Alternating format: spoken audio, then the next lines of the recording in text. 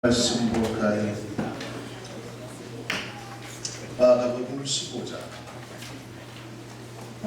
15장 40절 말씀입니다. 우리 다 같이 한 목소리로 공독하겠습니다. 마가복음 15장 40절 말씀입니다.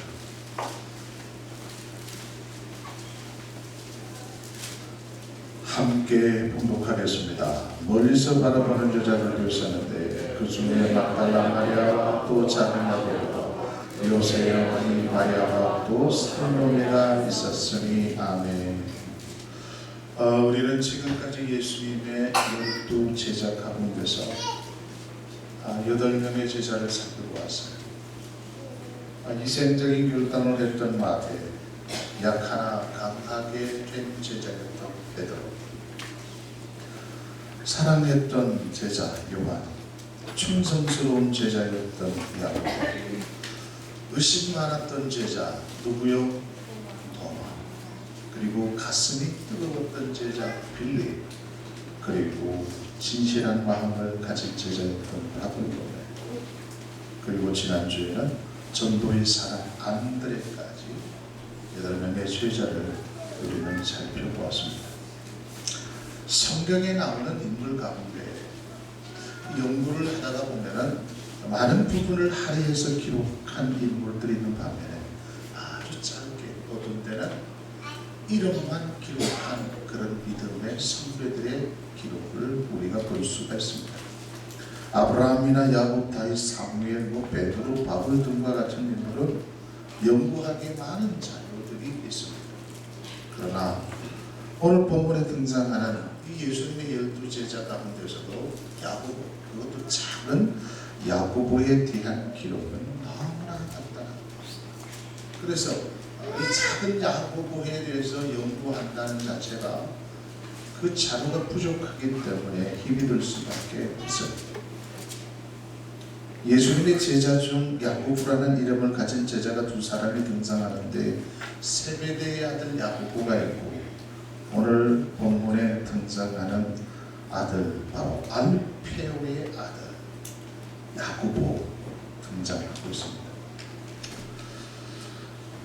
마태복음 10장 2절에서 4절 말씀을 보면 예수님의 12 제자 이름이 쭉 나열되어 있어요. 그래서 야고보, 첫 번째 야고보는 세베대의 아들 야고보, 그리고 오늘 우리가 살펴볼 9번째 제자는 바로 알페오의 아들 야고보. 그에게는 작은 야고보라는 그런 형용사가 붙어 있습니다. 그러나 이 작은 야고보는 정말로 하나님의 나라를 위해서 필요했던 제자였다는 것을 알 수가 있습니다. 비록 작은 제자였지만은 하나님의 나라를 위해서 충분히 쓰임 받을 수 있었던 제자였다는 것입니다. 이 야고보에 대해서 살펴볼 수 있는 유일한 단서는 오늘 본문 말씀에 등장하는 예수님께서 십자가에 돌아가셨을 때 십자가 위에서 7마디 외치지 않습니까? 그 중에 가장 절박한 외침이 엘리 엘리 라마 사바다니, 아버지여 아버지여 어찌하여 나를 버리시는가. 얼마나 고통스러웠습니다. 예수님께서 그렇게 외쳤을까. 그 외치는 그 십자가 밑에 있었던 제자가 바로 작은 야고보였습니다. 오늘 본문을 제가 다시 한번 천천히 봉독하겠습니다. 멀리서 바라보는 여자들도 있었는데 그 중에 막달라 마리아와 또 작은 야고보와 요새의 어머니 마리아와 또 살로메가 있었습니다. 막달라 마리아, 그리고 작은 야고보, 요새의 어머니 마리아, 살로메, 여자들 틈 사이에 이 작은 야고보가 사랑하는 스승이었던 예수님께서 십자가에 돌아가신 그 처절한 그 상황 가운데서 생생하게 목격하고 있었다는 것입니다. 좀 전에 말씀을 드렸던 것처럼 이 야고보 앞에는 작은이라는 형용사가 붙어있다고 말씀을 드렸어요. 그런데 왜 그의 이름 앞에 작은이라고 붙었을까? 키가 작아서 그럴까? 아니면은 야고보에 비해서, 세베대의 아들 야고보에 비해서 여러 가지로 작아서 그래서 작은이라는 형용사를 붙였을까? 그러나 중요한 것은 작은 야고보였지 뭐 키가 작았던 하여튼 세들의 아들 야고보보다도 뭐 능력이 작았던 제간에 이 작은 야고보가 예수님의 제자였다는 것입니다. 놀라운 것은 이 작은 야고보는 예수님의 제자로서 자신에게 주어진 그 사명을 위해서 끝까지 감당했던 필요했던 사람이었다는 것입니다. 작지만은 반드시 필요한 것들이 우리 주변에 너무나 많이 있지 않습니까? 오히려 작은 것이 더 중요하고 더 필요할 때가 있습니다. 아무리 큰 자동차라 할지라도 작은 키 움직이지 않는다. 이 자동차 열쇠가 없으면 움직일 수가 없는 것입니다. 자동차 그 많은 부품 가운데서도 플러그, 작은 플러그 하나만 고장이라도 차가 움직일 수가 없습니다. 아무리 수백, 수천, 수만의 배라 할지라도 그 배를 움직이게 하는 것은 배의 키입니다. 많은 그리스도인들 가운데 스스로가 나는 작다, 부족하다, 연약하다 이렇게 느끼는 사람이 있을 것입니다. 나 같은 연약한 자를 하나님께서 사용하시겠는가, 하나님께서 주목하고 계시는가 이렇게 생각할 때가 있습니다. 그리고 어떤 때는 나는 왜 이렇게 작을까, 나에게는 왜 이렇게 은사가 없을까, 나는 왜 하나님의 나를 위해서 크게 쓰임받지 못할까, 이런 신앙의 열등감에 사로잡혀서 신앙생활을 하는 사람도 있습니다. 작다라고 생각하는 사람도 반드시 하나님의 나라를 위해서 아주 중요하게 쓰임을 받을 수 있다는 것을 믿으시기를 바랍니다. 작다고 해서 하나님께서 안 쓰는 게 아니에요. 우리가 작다 크다 이렇게 말을 할 수 있는 것이지 하나님의 눈에 비친 우리 인간의 모습은 똑같습니다. 비행기를 타고 아래를 내려다 보십시오. 큰 집이나 작은 집이나 큰 차나 작은 차나 똑같습니다. 잘생기고 못생기고 똑같습니다. 개미처럼. 그래서 내가 비록 스스로 작은 자라 할지라도 내가 하나님으로부터 부르심을 받았다고 한다면 여전히 하나님께서 나를 사용하신다는 것을 믿어야 합니다. 그렇다면 어떻게 하면 작은 나를 하나님의 나라를 위해서 쓰임 받을 수 있을까? 우리는 작은 야고보를 통해서 세 가지 조건을 우리는 발견할 수가 있습니다. 그 첫 번째는 성숙한 제자가 되는 것입니다. 먼저 신앙의 성숙자가 되어야 합니다. 신앙이 성숙되어지게 되면 반드시 하나님께서 우리를 귀하게 쓰임받게 되는 것입니다. 세상은 우리를 향하여 성취하라고 말을 합니다. 세상 사람들은 뭔가를 성취하면 그것이 성공이고 그것이 행복이라고 말을 합니다. 그래서 세상은 우리를 향하여 성취하라, 수단 방법을 가리지 말고 성취하라, 그리하면은 네가 성공할 것이며 행복할 것이라고 말을 하고 있습니다. 그러나 우리 하나님은 우리를 향하여 성취하라고 말하는 것이 아니라 성숙하라라고 말씀하고 있는 것입니다. 성취와 성숙은 완전히 다를 수 있습니다. 세상에서 수단 방법을 가리지 않고 재산을 모으면 부자는 될 수 있지만 돈으로 되지 않는 것이 있습니다. 돈으로 사람을 살 수 없습니다. 돈으로 성숙한 인간, 성숙한 인격, 예수 그리스도를 닮아가는 것은 돈으로 되는 것이 아니에요. 내가 열심히 공부를 한다고 해서 훌륭한 인격자가 되는 것은 아닙니다. 작다 크다 이것은 인간의 관점이지 하나님의 관점은 아닙니다. 세상에서 크게 되었다 할지라도 하나님 앞에 작은 자가 될 수가 있고 세상에서 처한 모습으로 살아갈지라도 하나님 나라에서는 큰 자가 될 수 있는 것입니다. 하나님의 관심은 우리가 미성숙한 사람인가 성숙한 사람인가를 보시는 분이십니다. 우리 주변에 보면은 가지고 배운 사람들이 얼마나 많이 있습니까? 그러나 훌륭한 인격을 가진 사람은 진짜 찾을 수 없는 시대에 살아가고 있어요. 야, 저 사람은 많이 배웠구나. 저 사람이 저 어린 나이에 저렇게 많은 경험을 하다니. 저 사람이 참 일찍 성공을 해서 이런 사람은 우리 주변에 손꼽을 수 있습니다. 그러나 정말 성숙한 사람, 진짜 인격이 훌륭한 사람을 만난다는 것은 굉장히 힘이 듭니다. 그 사무엘 스마일즈라고 하는 사람이 쓴 인격론이라는 책이 있어요. 한 800페이지가 됩니다. 아주 두꺼운 책인데 거기에 보면은 이 세상을 살아갈 수 있는 가장 강력한 무기가 무엇인가? 그것은 성숙한 인격이라고 했습니다. 성숙한 인격을 가진 자만이 이 세상을 지배하고 다스릴 수 있다라고 말을 합니다. 결론이 그거예요. 그 많은 두꺼운 책에서 강조하고 있는 것이 뭐냐 하면 바로 인격이라는 것입니다. 이 사무엘 스마일즈가 강조하는 것이 뭐냐 하면 그 인격이 누구의 인격이냐? 우리 예수를 믿는 사람은 예수의 인격으로 닮아가는 사람, 예수의 성숙한 인격이 된 사람이 하나님 나라를 통치하고 다스릴 수 있는, 지배할 수 있는 능력자라는 것입니다. 그런데 오늘날 많은 사람들이 이 예수 그리스도를 닮은 이 성숙한 인격에 관심이 별로 없습니다.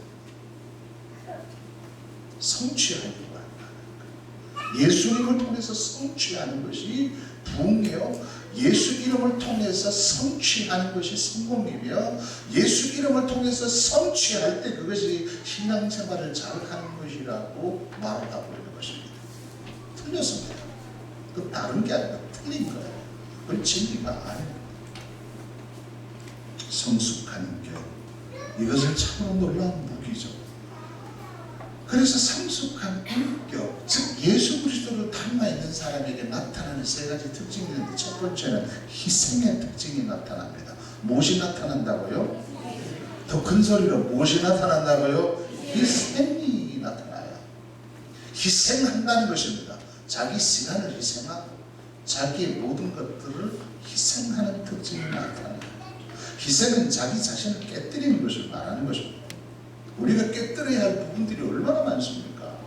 우리가 부수어지고 깨어지고 다른 것처럼 희생의 사람이 되는 것입니다.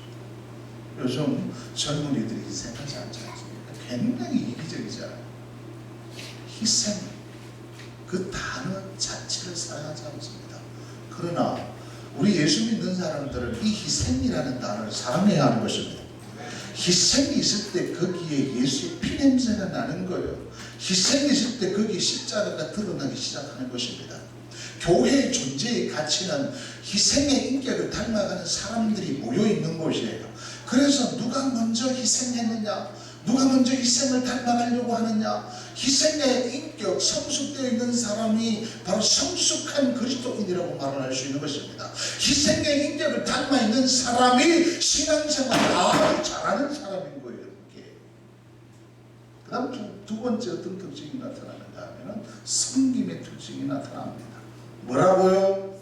섬김. 서비스를 잘하는 사람이라는 것입니다. 하나님께 서비스, 예배를 잘하고 사람들에게 서비스, 섬김을 잘하는 사람이 예수 그리스도의 인격을 닮아 있는 사람이라고 할 수 있습니다. 우리가 희생하고 자기 자신을 깨뜨릴 때 거기에 자연스럽게 나타나는 현상이 섬김으로 나타나는 거예요. 하나님의 은혜를 알게 되고 나의 나된 것은 오직 하나님의 은혜이며 그 은혜에 감격해서 삶이 예배가 되는 것입니다. 그리고 나만 소중한 것이 아니라 내 주변에 있는 사람들이 얼마나 소중한 존재인가를 알고 내 속에 살아계셔서 역사하시는 그 예수의 형상을 다른 사람의 그 인격 속에서도 그 형상을 발견하게 되며 하나님을 섬기는 것처럼 인격을 다른 사람을 섬기게 되는 삶으로 나타나기 시작한다는 것입니다. 그 다음에 세 번째 나타나는 특징이 뭔가 하면 겸손합니다. 뭐라고요? 뭐라고요? 겸손은 하나님 앞에 자기 자신을 발견하는 것이 겸손입니다. 내가 하나님 앞에 어떤 존재인가를 발견하는 것. 진정한 겸손은 깨우치고 내어드리는 그런 모습으로 나타날 때 가능하다는 것입니다. 이 세 가지, 희생과 섬김과 겸손, 이 세 가지 요소를 완전하게 갖추신 분이 누군가? 예수 그리스도인 것입니다. 이 세 가지 요소가 없다면 성숙한 사람이라고 말할 수 없습니다. 성숙한 그리스도인들은 결코 자신의 모습을 드러내려고 하지 않습니다. 건물로 비유하자면 기둥과 같고 철골과 같은 것입니다. 기초와 같은 그런 자리라고 말할 수 있습니다. 건물을 지으려고 하면 반드시 기초를 쌓고 철골로 기둥을 세우고 그곳에 시멘트를 입히고 그 위에 여러 가지 장식을 꾸미게 되지 않습니까? 기둥과 기초는 드러나지 않지만은 가장 중요한 것이죠. 기둥이 없다면 어떻게 이 건물이 유지할 수가 있겠습니까? 우리의 신앙에 가장 보이지 않는 것은 이 세 가지가 들어가 있어야 된다. 이 생과 그리고 섬김과 이 겸손의 이 세 가지 모습이 우리 속에 드러나져야 합니다. 그럴 때 비록 내가 작은 자랄지라도 진짜 소망이 없는 연약한 자랄지라도 하나님 사랑하는 거예요. 그 다음에 두 번째로 항상 쓰임받는 자가 되어야 하는 것입니다. 언제나 쓰임받는 자가 되어야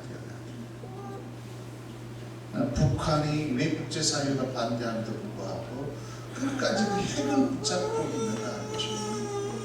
핵은 작지만 엄청난 능력을 가지고 있는 무기라고 할 수 있습니다.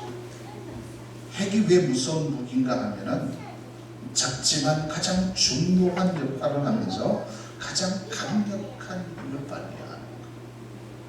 작은 무기지만 그 무기의 영향력을 극대화되는 것입니다. 어떤 자가 핵과 같은 자입니까? 하나님의 나라를 위해서 핵과 같이 쓰임받는 자가 있습니다.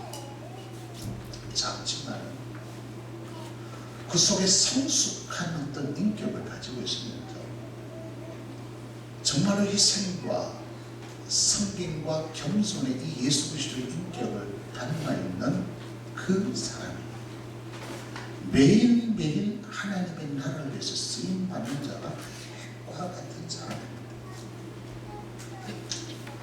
누가복음 16장 10절 말씀에 보면 지극히 작은 것에 충성된 자는 큰 것에도 충성되고 지극히 작은 것을 불의한 자는 큰 것에도 불의하니라. 그렇게 말씀하고 있습니다.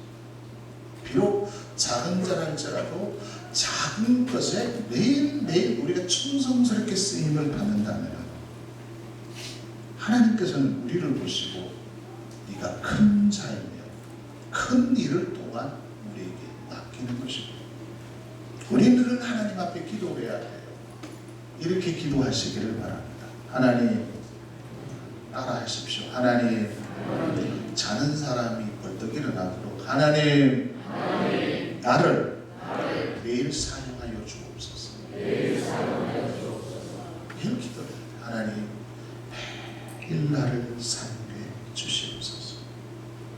이제 우리가 연말이 되면 우리가 포기하고픈 일들이 많잖아요. 특히 교회의 어떤 직분을 원래는 수고해서 내년 하루씩 봐야 됩니다.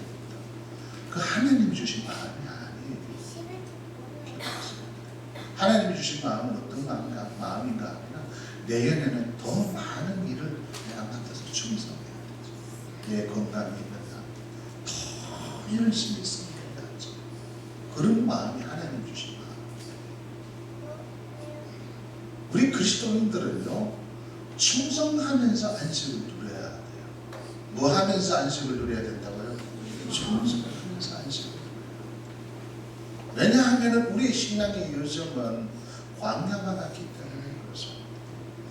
영적인 정확한 하나님의 품에 안기기까지는 우리에게 진정한 안식이 없는 거예요.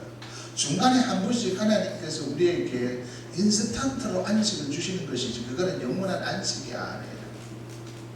우리가 한 주 동안 세상에서 최선을 다하다가 주일을 와가 예배 드릴 때 하나님께서 우리에게 가끔씩 안식을 주시는 것이지 그것은 우리가 영원한 안식을 위한 하나의 연습입니다. 훈련입니다. 하나님의 품에 안길 때까지는 우리는 안식이 없습니다. 그래서 우리는 사명을 감당하는 매일매일 쓰임 받으면서 하나님께서 한 번씩 인스턴트로 가끔씩 짧은 안식을 줄 때 그것을 누리면서 감사합니다. 하나님, 이 안식을 누리면서 작은 천국을 누리게 하심을 감사합니다 하면서 우리는 영혼을 사모하면서 매일매일 순간순간 쓰임을 받아요. 고린도전서 1장 27절에서 29절 말씀에 보면은 그러나 하나님께서 세상에 미련한 것들을 택하사 지혜 있는 자들을 부끄럽게 하려 하시고 세상에 약한 것들을 택하사 강한 것들을 부끄럽게 하려 하시며 하나님께서 세상에 천한 것들과 멸시받는 것들과 없는 것들을 택하사 있는 것들을 폐하려 하시나니 이는 아무 육체도 하나님 앞에서 자랑하지 못하게 하려 하심이라. 그렇게 말씀하고 있습니다. 많은 그리스도인들이 이 말씀을 잘 받아들여 하지 않습니다. 왜냐하면 세상의 논리와 세상의 원리와 반대되기 때문에 그렇습니다. 정치하는 사람, 권력을 잡은 사람, 세상에서 잘 나가는 사람들을 보면 한결같이 배우고 가지고 잘생긴 사람들입니다. 한번 보십시오. 권력을 잡은 자들, 시선 사람들입니다. 전부 다 배우고 전부 다 가지고 있는 사람. 국회의원들 다 보십시오. 전부 교수, 변호사, 판사, 그리고 대사, 사장 출신. 거기에 시선 사람이 누가 국회의원이 됐어요? 정치하는 사람 수가 있겠어요? 인간은 세상은 그렇습니다. 잘생긴 사람이 권력을 잡습니다. 이스라엘 백성들도 우리도 이방 나라처럼 좀 멋있는 왕을 세우기를 원하지 않습니까?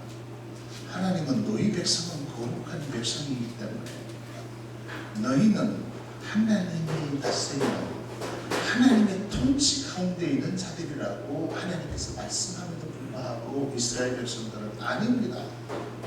우리가 이렇게 초라한 모습으로 살아가는 것은 우리에게는 왕이 없기 때문에 그렇습니다. 저 애굽이라는 나라를 보십시오. 아수르라는 나라를 보십시오. 저 블레셋이라는 나라를 보십시오. 저 미디안과 같은 저 군사가 발달할 때 저 나라를 보십시오. 전부 다 왕, 걸출한 왕이 있었기 때문에 그렇습니다. 그래서 집요하게 이스라엘 백성들이 하나님에게 왕을 요구하잖아요. 그래서 하나님께서는 허용해 줍니다. 허용의 뜻이 딜레마의 뜻이죠. 그래, 너희들이 원하는 왕을 한번 세워봐라. 그들이 원했던 것이 사울이었습니다. 키가 크고 겸손하고 그리고 성령에 충만했던 사람이었습니다. 인간적인 어떤 조건을 다 갖추고 있었던 사람이었습니다. 결국 우리가 잘 아는 대로 사울이 실패했어요. 그런데 두 번째 왕은 내가 샘플로 어떤 왕이 필요한가를 샘플로 내가 너희들이 한번 세워주겠다. 특히 사무엘에게 얘기를 하잖아요. 너희 인간들은 외모를 보지만 나 영원한 중심을 보는 하나님이기 때문에 절대로 이런 어떤 보이는 시각을 통해서 이세의 집 그 아들들을 보고 흔들리지 마라. 판단을 잘못하지 말라고 하나님께서는 사무엘에게 신신당부하지 않습니까? 나 여호와는 중심을 보기 때문에 정말로 마음이 하나님의 합한 자를 세워야 된다. 정말로 기름 부음을 받으러 갔는데 이세의 아들들 첫째부터 일곱째 아들들은 전부 다 번칠하고 인물도 잘생기고 전부 건장했습니다. 사무엘이 헷갈리죠. 어느 하나 진짜 떨어지는 아들이 없었어요. 그런데 그 자리에 다윗이 없었습니다. 다냐 아이 저 막내 아들 하면 볼 필요도 없습니다. 키도 작고 막내 보잘것 없고 초라하고 작은 자입니다. 그를 불러오라. 사무엘이 그 다윗을 보는 순간에 하나님의 영안이 열려져서 하나님이 원하시는 자가 바로 이 다윗이라는 것을 알았던 것입니다. 할렐루야. 남편 인간의 눈과 하나님의 눈은 다를 수 있다는 것이죠. 결국 하나님께서는 그 다윗을 세우셔서 위대한 다윗 왕을 세우게 되는 것입니다. 하나님의 나라에는 끈그릇도 있고 은그릇도 있고 질그릇도 있습니다. 귀히 쓰임받는 그릇도 있고 총히 쓰임받는 그릇도 있어서 그 그러나 중요한 것은 금그릇이냐 은그릇이냐 이것이 중요한 것이 아니라 내가 귀히 쓰임받는 그릇인가 천히 쓰임받는 그릇인가 이것이 중요한 것이 아니라 내가 하나님의 나라를 위해서 매일매일 쓰임을 받고 있는가 하는 것입니다. 제대로 쓰임을 받고 있는가 하는 것입니다. 그러나 우리는 쓰임 받는 것에는 관심이 없습니다. 전부 금그릇이 되려고 은그릇이 되려고 하지 않습니다.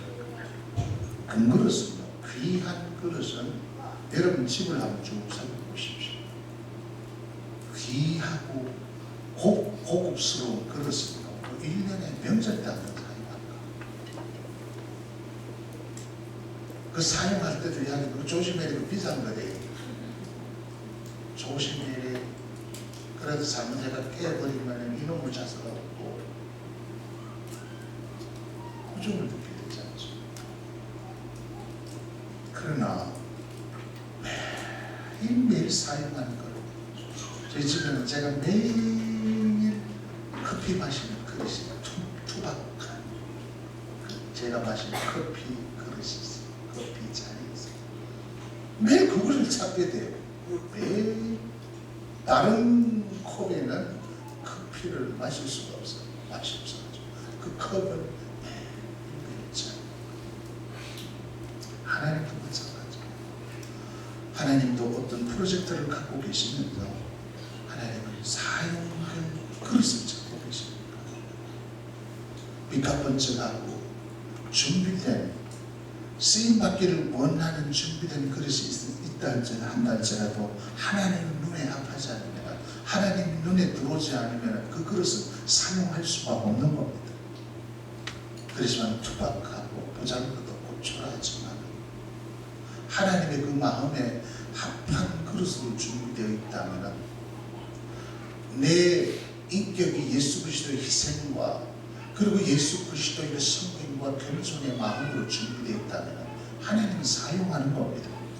우리는 사용한다라고 할 때 자꾸만 사람의 인기를 생각하는데 내 명예가 드러나고 사람들이 인정할 때 하나님이 사용한다고 생각할 때 정말에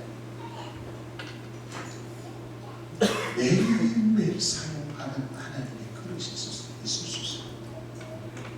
그건 자기 자신만 하나님이 날 사용하고 계십니다. 하나님은 나 때문에 즐거워하십니다. 하나님께서 나를 불러주십니다.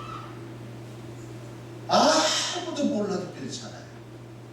하나님은 날 아시고 내 나 자신 하나님을 알고 있다면 하나님이 나를 불러주시고 하나님께서 나에게 일을 맡기시고 그때 말로 표현할 수 없는 하나님으로부터 평강이 임하게 되는 것입니다. 그래서 거기서 찬양이 나오고 거기서 감사가 나오고 거기서 예배가 나오고 어떤 목사님이 걸레라는 제목으로 설교하는 것을 들어주셨어요. 걸레는요 매일 사용하는 도구예요. 여러분 집에 가보십시오. 걸레 하루에 몇 번씩 사용하지 않습니까? 걸레 진짜 가장 더럽게 쓰임을 받지만 매일매일 쓰임을 받는 거예요. 그래서 뭐 더러운 음식물이 떨어졌으면 좋은 수건을 찾는 거 아니에요. 비싼 어떤 수건을 찾는 거 아니에요. 걸레를 찾는 거예요. 걸레를 갖는 거예요. 바로 옆에 비싼 수건이 있어요. 그 수건으로 닦았지. 걸레를 찾습니다. 하나님은요 우리를 사용하도록 준비되어 있어야 되는 것입니다. 어떤 일이 일어났을 때 어떤 프로젝트가 나타났을 때 하나님은 세연합교회를 찾으셔야 된다는 것입니다. 너희 교회를 내가 사용하겠다. 너희 교회를 내가 사용하겠다.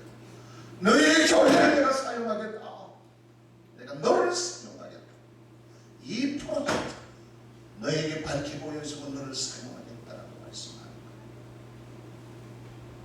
거예요. 반복의 힘이라는 것이 있습니다. 반복의 힘. 낙수물에 바위가 뚫히고 깨어지게 되어 있습니다.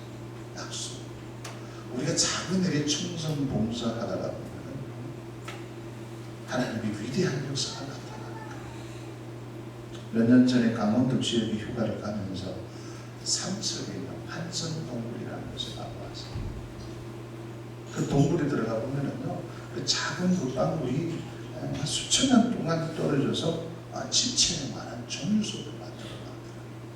그 떨어지는 그 작은 물을 통해서 단단한 종류속을 만들어놨어요. 하나님께서 우리를 매일매일 사용하다가 보면은요, 내 인격이 예수 그리스도 인격을 닮아가기 시작합니다. 내 모난 부분이 다듬어지기 시작해요. 그리고 나중에 보면은요, 나 자신도 모르게 하나님의 은혜로 말미암아 주님의 인격이 닮아있는 거예요. 당장 드러나지 않는다 할지라도 실망하지 마시기 바랍니다. 아무도 날 인정해 주지 않는다고 해서 그것 때문에 불평하고 원망하지 마시길 바랍니다. 힘든다고요?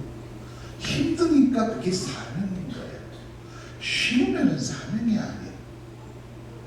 진짜 괴롭다. 괴롭기 때문에 감사한 거예요. 신앙생활도 쉬운 거 아니에요. 여러분, 신앙생활 한다는 이 자체가 얼마나 고달픈 과정인지 몰라요. 왜냐하면 신앙생활 자체가 좁은 길이기 때문에 그렇습니다.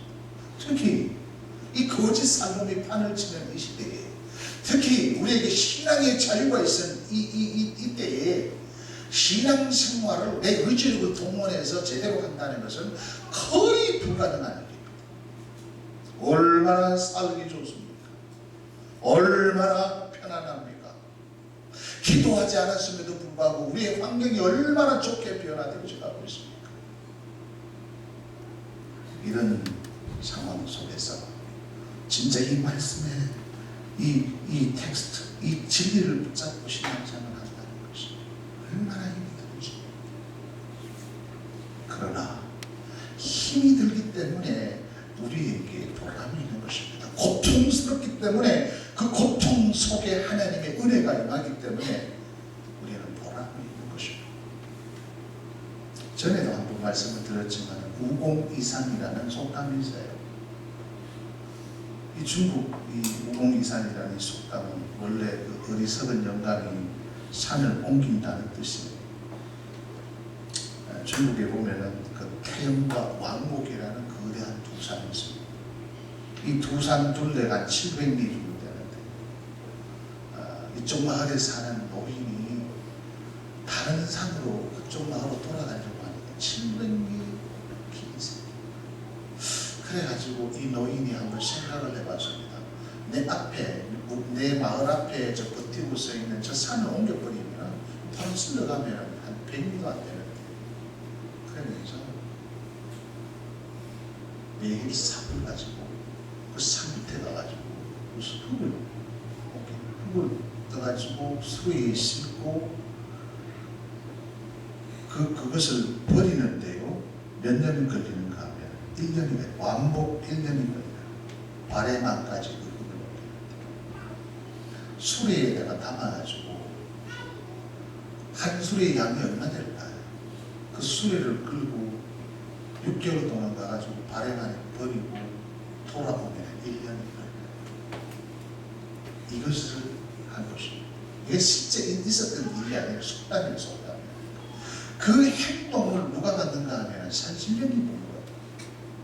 산신령이 딱 보고 이러다가 이 왕목이 사라지면 내 그 철못이 어떻게 되는 거예요? 그걸 한번 물어본 거예요. 왜 옮기느냐? 내 대에 이렇게 옮기다가 보면 나는 죽겠죠. 그러면 내 아들이 또 이 수레를 싣고 또 옮기겠죠.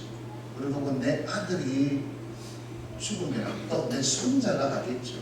그러면은 몇백 년, 몇천 년이 지나면 이 왕국은, 이 거대한 왕국은 옮겨질 것이다. 그렇게 얘기해요.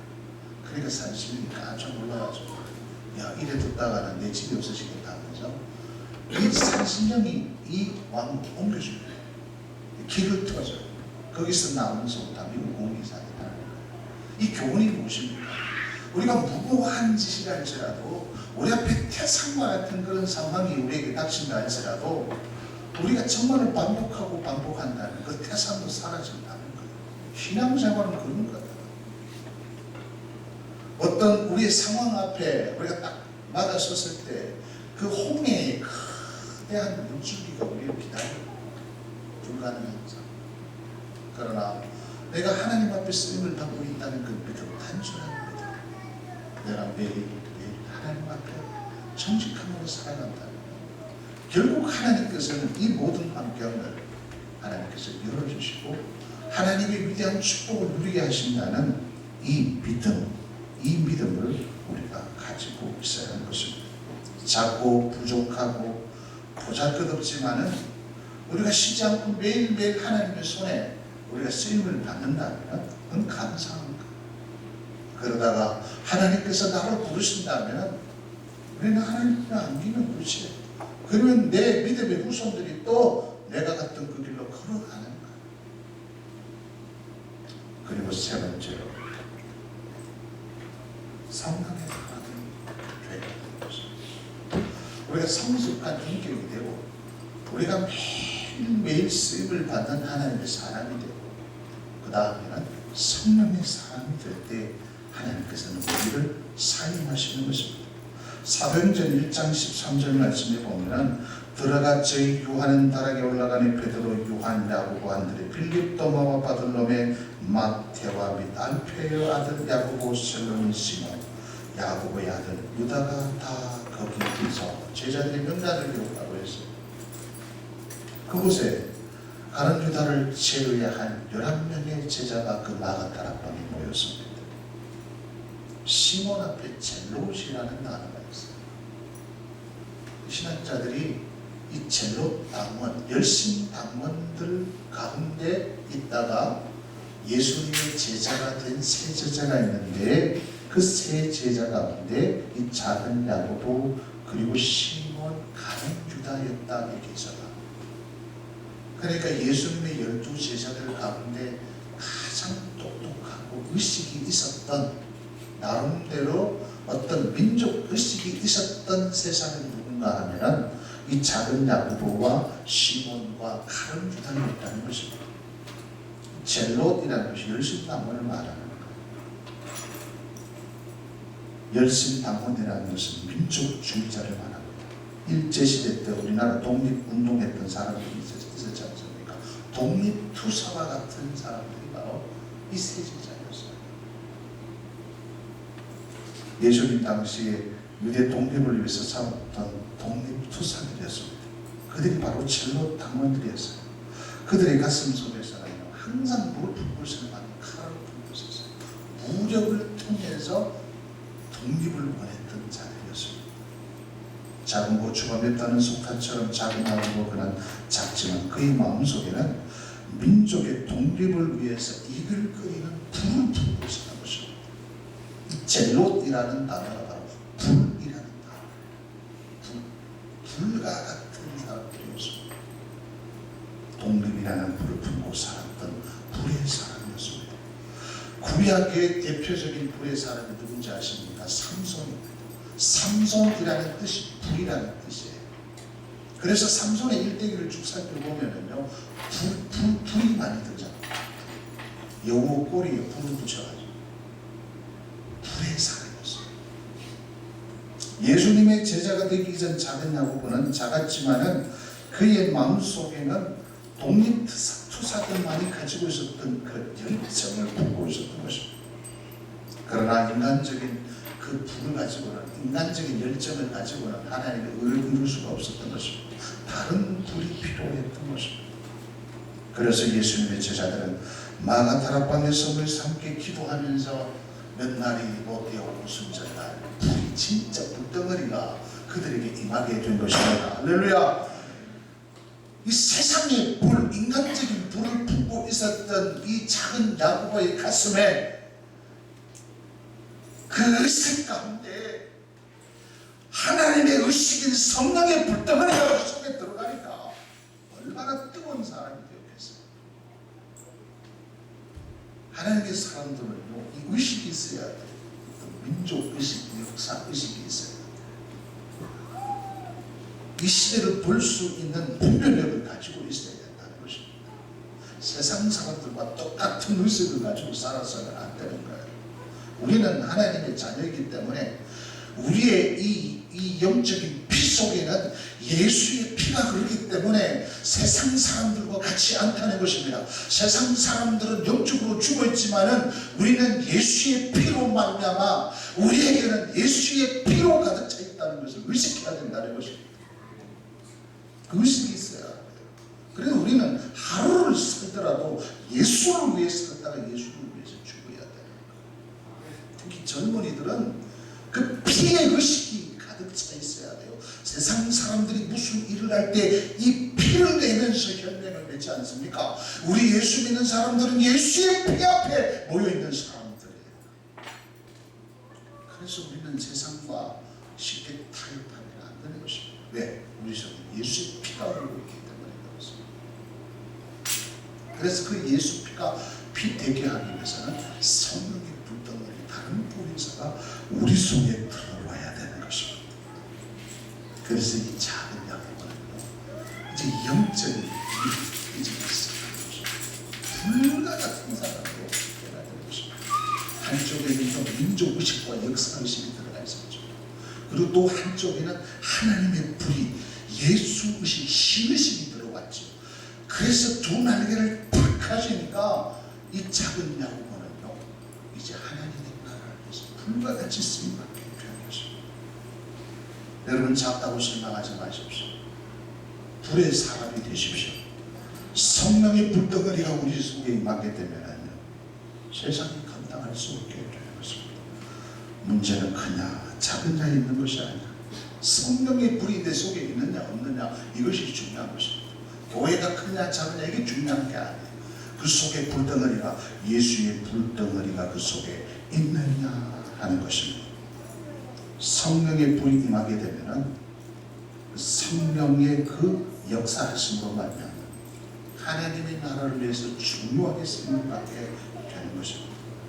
예수님의 제자들의 분포도를 보게 되면은 크게 두 부류로 분류할 수가 있습니다. 친로마적인 사람과 그리고 반로마적인 사람이 있어요.